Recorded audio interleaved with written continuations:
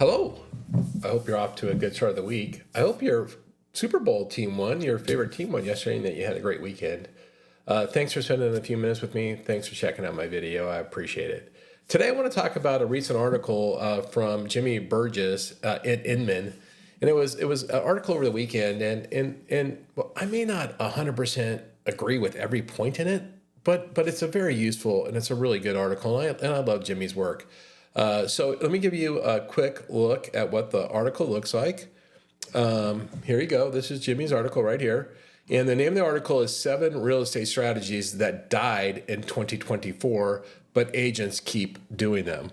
And so in the article, Jimmy says, hey, look, there's 7 things that don't work anymore. And so quit clinging to them. If you want to have success in the future, you have to evolve. Now, honestly, of the 7 things we're about to go through, he says, some of them work kind of, but if you're going to continue to do them, you need to do them a little differently or get a little better at them. And I thought it was pretty interesting, and I thought it'd be a great way to start Monday. So here are the 7 things. First, door knocking. It's like door knocking doesn't work anymore. Now, this is one of the things I somewhat disagree with, because I do think farming works. And now we're speaking for real estate agents, but the truth is, if loan officers went and knocked on a bunch of doors, they'd find a bunch of deals.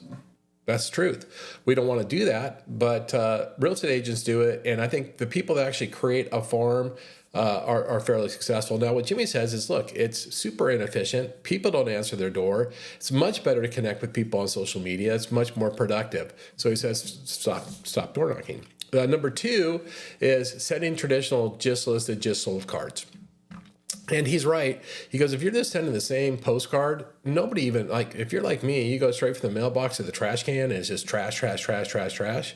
And one of the things Jimmy does really well, because I think he's pretty talented in how he advises people in marketing, he's like, if you just tweak your these cards, and so that you make them more substantial, and you give people more information, and you make them more meaningful, they'll actually be effective. And so he gives you in the article, maybe if you're going to use just sold cards, how to do it. And if you're a loan officer, listen to this. This is great stuff to talk to your referral partners, your real estate agents with. Ask them if they do these 7 things. Ask them if they can refresh it. Ask them if they can improve. Can they do better just listed, just sold cards? Number 3 is unedited listing photos from iPhones. So you can no longer just take a bunch of photos with your iPhone and post them on the MLS. You actually need to get them professionally touched up. And videos the same way. You got to have videos and photos that are professional. The fourth thing is the 3 Ps of marketing. I really found this humorous. Traditionally, the formula to selling a home was place the listing on the MLS. 3 things. Hold on. Let's place the listing on the MLS. Hang on. Let me actually pull it up for you guys. The 3 Ps of marketing. Here you go. I'm gonna go. Here we go. So the 3 Ps of marketing are put the listing on the MLS, place a sign in the yard, and pray that a buyer comes along. So those are the 3 Ps of marketing. And he's like, hey, that's not going to work anymore. I totally agree. You're going to have to create a comprehensive marketing plan to sell this property. Don't just put it on the MLS. And so I completely agree with that. Number 5 is blog post lead generation. And here's essentially what he says. And this, by the way, pay attention to this, because he's 100% right. And this impacts everybody. If your whole business premise is trying to optimize your SEO so that you're on the top of the Google list, you're in trouble. You know why? Because Google, the effectiveness of Google is going away. SEO is dead, or nearly dead. You know why? Because more and more people are doing searches using generative AI, using Perplexity or using ChatGPT, whichever one you happen to use, right?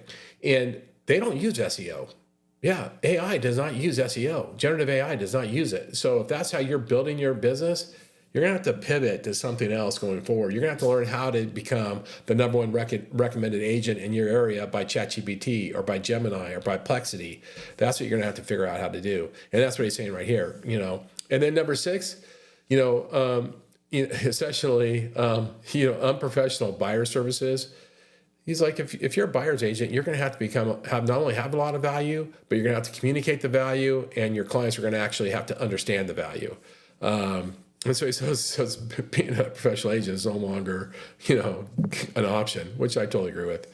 And then his number 7 was waiting for interest rates to come down.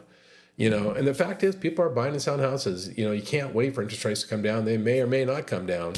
I've written several articles about the direction of interest rates. You want to check it out on my LinkedIn. I'm not so certain they're coming down the way we want them to.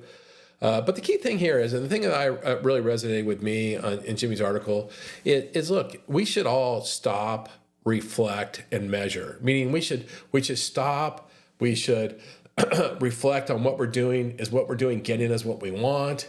And if not, what pivots do we need to make? And so if you're either a real estate agent and you're reading this, do you do these 7 things? Are they getting you what you want? Do you need to make some adjustments? If you're a loan officer, this is great fodder to have conversation with your real estate agents on. And even if you're a loan officer, some of these things can apply to us. So they're not exact, but there's overlap. We do activities similar to these. Do we need to update them? Do we need to upgrade them? And so I liked Jimmy's article. I will put a link to Jimmy's article below.